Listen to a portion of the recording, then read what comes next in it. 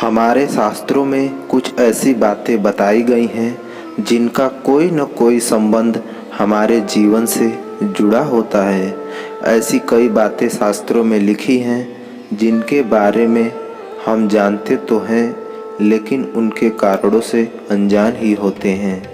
ऐसी कुछ बातें जैसे शाम के समय झाड़ू नहीं लगाना चाहिए, रात में नाखून और बाल काटने की मनाही, भोजन हमेशा फर्श पर बैठकर ही करना चाहिए और कई ऐसे संस्कार जिनका जीवन से सीधा संबंध है।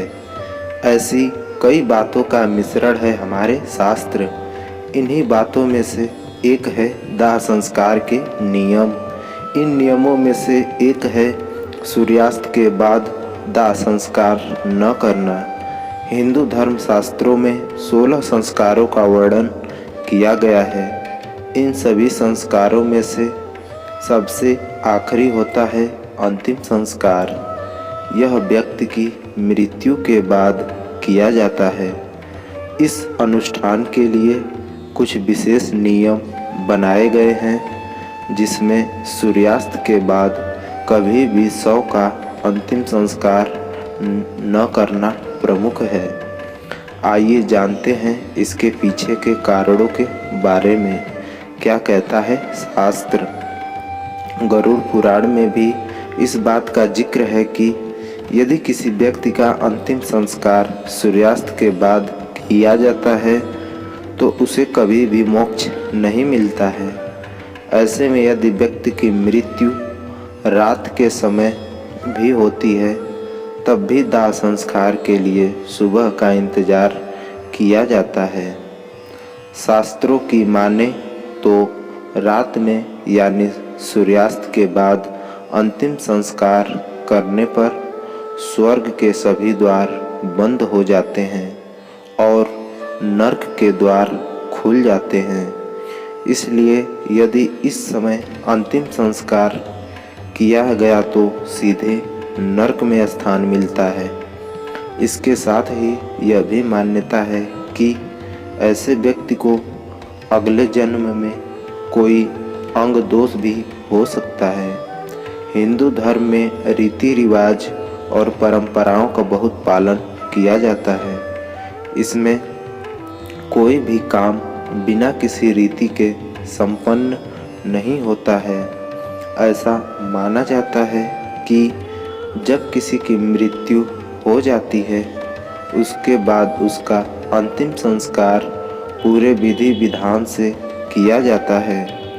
ऐसा माना भी जाता है कि जिसका अंतिम संस्कार पूरे विधि विधान से नहीं होता है उसे मनुष्य योनि से मुक्ति नहीं मिलती है।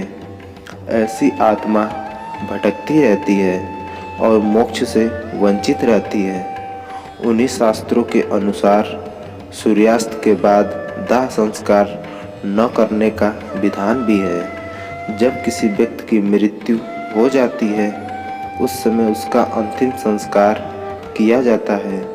साथ ही एक घड़े में पानी भरकर मृत शरीर के चारों ओर परिक्रमा करके और अंत में मिट्टी के बर्तन को फोड़ने के बाद यह माना जाता है कि आत्मा का शरीर के प्रति लगाव भंग हो गया है और उसे मुक्ति मिल गई है।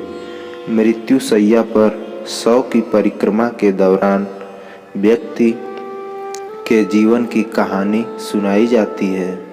इसमें मनुष्य को घड़ा माना जाता है और घड़े में मौजूद जल को व्यक्ति का समय माना जाता है। जैसे जैसे छेद से बूंद बूंद पानी घटता जाता है वैसे ही उस व्यक्ति की आयु घटती जाती है। अंत में घड़े को तोड़ना यह दर्शाता है कि व्यक्ति का जीवन समाप्त हो गया है और शरीर में निवास करने वाली आत्मा मुक्त हो गई है। इस प्रकार हिंदू धर्म शास्त्रों में सूर्यास्त के बाद दाह संस्कार न करने की मनाही होती है और यदि इन नियमों का पालन न किया जाए तो व्यक्ति की आत्मा को मुक्ति नहीं मिलती है।